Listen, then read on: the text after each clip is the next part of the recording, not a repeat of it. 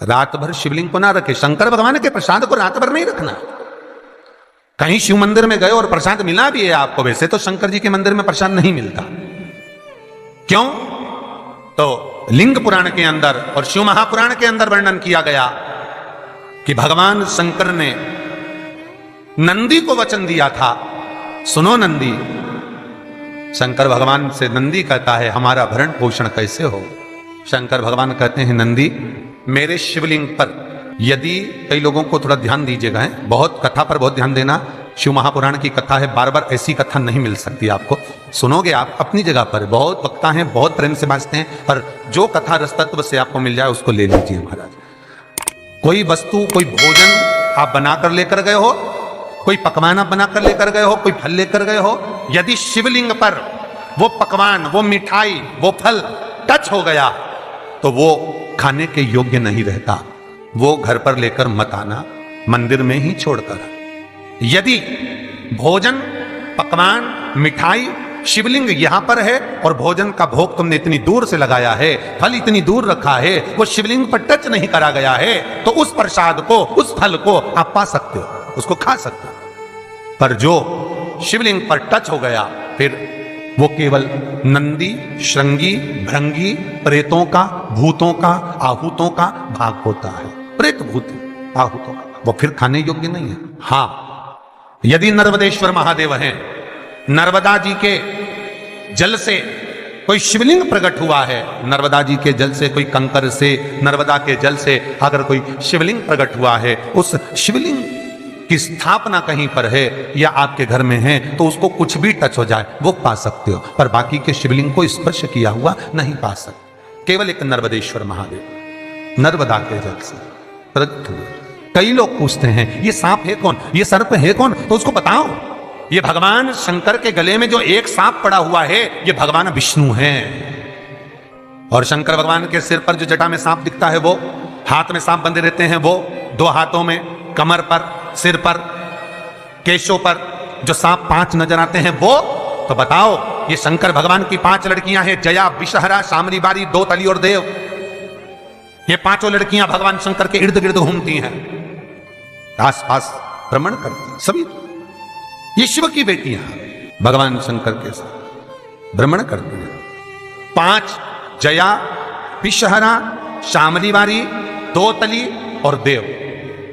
ये जो 5 पुत्रियां थी शंकर भगवान की, ये वासुकी को दी गई थी महाराज, क्योंकि ये सर्प की योनि में थी, इसलिए ये वासुकी नाग को प्रदान करी गई थी। वासुकी नाग कौन सा?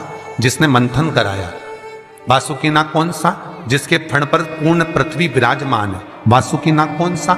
जो निरंतर देवताओं के हित के लिए कार्य करता रहता है। एक पान के पत्ते के ऊपर, मात्र पान जानते हो, वो खाने वाला जो पान करता है उसका पत्ता, पान के पत्ते के ऊपर जो चंदन से शंकर के नाम, पार्वती का नाम और ब्रह्माणी सरस्वती का नाम लेकर शिव को समर्पित कर दे महाराज, उसकी भी तिथि बताइए, बड़ी सुंदर है। जब रवि का पुष्य योग पड़े, रवि पुष्य नक्षत्र हो, रवि का पुष्य योग पड़े, उस समय पान के पत्ते पर चंदन से शंकर, पार्वती और सरस्वती का स्मरण कर कर जो शिवलिंग के ऊपर उस पान के पत्ते को चढ़ाकर 5 बेलपत्र, 3 समीप पत्र समर्पित कर देते हैं, उस बच्चे से चढ़वा देते हैं, वो बच्चा कभी पढ़ने में कमजोर नहीं होता, विद्या में बढ़ता ही बढ़ता है। पलटकर माँ बाप को देखना ही नहीं पड़ेगा बच्चे को, कभी भी माँ को कहना ही नहीं पड़ेगा कि पढ़ने बैठ, वो खुद पढ़ेगा, रुचि से पढ़ेगा। 5 बेलपत्र, 3 समीप पत्र समर्पित कर दें, भगवान शंकर का स्मरण करें और उस बच्चे को प्रणाम करवा कर वापिस लेकर आए। बच्चा विद्या में प्रबल होता है, विद्या प्रकट, भगवान शिव देने वाला है।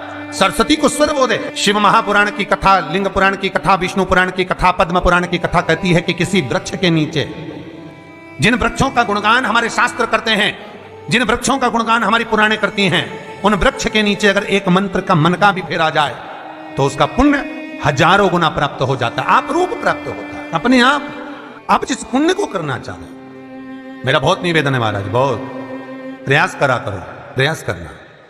अगर हाथ के मनके की माला भी नहीं हो और किसी पीपल के पेड़ के नीचे 15 मिनट बैठने का मौका मिल गया, आंवले के वृक्ष के नीचे 5 मिनट बैठने का मौका मिल गया, किसी आंवले के वृक्ष के नीचे 5 मिनट बैठे हो, ओम नमो नारायण का मंत्र का स्मरण कर लो, ओम नमो भगवते वासुदेवाय का जाप कर लो, बस उसका फल 4 गुना 1000 गुना प्राप्त हो जाता है। शमी के पेड़ के नीचे बैठे हो, श्री शिवाय नमस्तुभ्यम का जाप करिए, 4 गुना फल मिलेगा, 1000 गुना फल। बेलपत्री के पेड़ के नीचे गए हो, ओम नमः शिवाय ओम का जाप करिए, फल मिलेगा। उस फल को हमें पाना है। कई लोग कहते हैं महाराज हम पूजन बहुत करते हैं, हम पाठ करते हैं, हम अर्चना करते हैं, हम व्रत रखते हैं, हम उपासना करते हैं, हम दान करते हैं, हम पुण्य करते हैं, हम सत्कर्म करते हैं, उसके बाद भी दुख क्यों है? हम पूजन तो कर रहे हैं। आपके पेट में दर्द हुआ, मान लो आपके सिर में दर्द हुआ, अब सिर में दर्द हुआ तो आपने गोली तो खाई, एनासिन भी खाई, क्रोसिन भी खाई, डिस्परिन भी खाई, कॉम्बिफ्लिन भी खाई, ना जाने कहां की गोलियां खा गए, सिर में दर्द था और 4-5 तरह की गोली खा गए। तुमने जब तो गोली खा ली और गोली खाने के बाद तुम्हें थोड़ा सा असर भी हो गया, पर इतनी गोलियां जो खाई है तो बाद में रिएक्शन तो करेगी, कुछ तकलीफ तो देगी, कुछ गर्मी तो करेगी, बीपी शुगर ऊंचा नीचा कर सकती है, नहीं पाई। उसी तरह मंत्र, माला, पाठ, जप, अनुष्ठान फल कब देते हैं और फल कब नहीं देते, ये शिव महापुराण की उमा संहिता कह रही है। शिव महापुराण का उमा खंड, पार्वती खंड को अच्छे से पढ़िए तो उसमें बताया है, उसमें वर्णन किया है। हम पाठ करने बैठे, इतनी बड़ी पोथी लेके लोग बैठ जाते हैं, पहले राम रक्षा स्तोत्र पढ़ लिए, फिर ये पढ़ लिए, गीता जी का अध्याय पढ़ लिया, ये पढ़ लिया, ये चालीसा, दुर्गा चालीसा, शिव चालीसा, तांडव, ये मंत्र जप लो, वो मंत्र जप लो, फिर कोई महाराज बता गया वो मंत्र जप लो, फिर कोई महाराज बता गया वो मंत्र जप लो, ये वाला देवता ला के अलमारी में रख लो। इतनी बड़ी पूजन की अलमारी, बस इतनी बड़ी, ज्यादा से ज्यादा होगी तो इतना बड़ा पूजन का घर, कमरा, उसमें इतना सारा देवता। रामेश्वर गई तो उनको ले आई, जगन्नाथ जी गई तो उनको ले आई, द्वारका गई तो उनको ले आई, वृंदावन गई तो उनको ले आई, महाकालेश्वर गई तो उनको ले आई, सारा देवी देवता वहीं बैठा, पितृदेव, ये देव, कुल देवी, शंख देव, घंटी देव, दिया देव, सब उसी में, गणेश जी, शंकर जी, हनुमान जी, राम जी, सब भरा पड़ा। और पूजन करने सुबह से आई, सुबह से इतनी सी शक्कर लाई कटोरी में, इतनी सी शक्कर कटोरी में, भगवान को नहला धुला के कटोरी धर दी। इतनी बड़ी अलमारी में सारा देवता ऐसा कसा कसाया बैठा है, सारा देव। तीर्थ करने फिर गई तो गणेश जी शंकर भगवान से बोले पिताजी फिर जा रही है। शंकर भगवान बोले बेटा खसक के बैठो, फिर पकड़ के लाएगी किसी को, बैठ फिर लाएगी किसी, फिर ले आई, फिर रख दिया। पूजन करने आई, कलश रख दिया, मंदिर में ही ढुल गया, भगवान पूरा गीला हो गया। गणेश जी शंकर जी से बोले पिताजी पूरा गीला करके चली गई। शंकर भगवान बोले बेटा तो कल ही आएगी, दिया लगा के गई तो गीले में बैठो, अब नहीं आने वाली। और ध्यान देना साहब, इस कथा को आपके ऊपर लेकर समझाया जा रहा है, क्योंकि शिव महापुराण की कथा कहती है कि आप जो मंत्र जप रहे हो, आप जो माला जप रहे हो, आप जो साधना कर रहे हो, आप जो पाठ कर रहे हो, वहां पर असर कर रहा है कि नहीं कर रहा है, वो आपको समझना है। राम रक्षा स्तोत्र का पाठ करो तो पहले हनुमान चालीसा पढ़ो, फिर राम रक्षा स्तोत्र करो। शिव चालीसा, दुर्गा चालीसा, गणेश चालीसा, हनुमान चालीसा, गायत्री चालीसा, इन 4-5 चालीसा को एक साथ कभी नहीं पढ़ना। एक चालीसा यदि आपने पढ़ ली है शुरू में, तो पाठ पूरा होने के बाद जब उठने की तैयारी हो तब दूसरी चालीसा पढ़ दो, बाकी की चालीसा भले आप बाद में पढ़ दो। पर एक साथ 4 चालीसा का पाठ नहीं होना चाहिए।